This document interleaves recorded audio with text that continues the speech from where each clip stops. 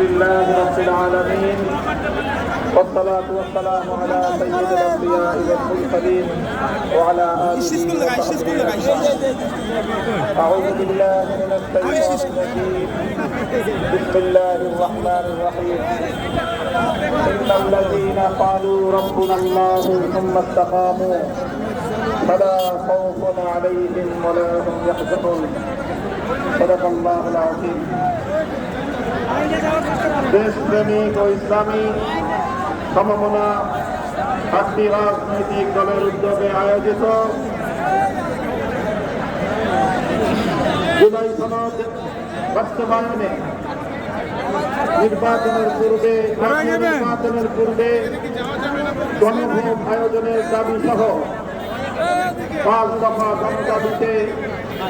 আজকের এই জনসমুদ্রে পরিণত গণসমাবেশে উপস্থিত সংগ্রামী সভাপতি হযরত পীর সাহেব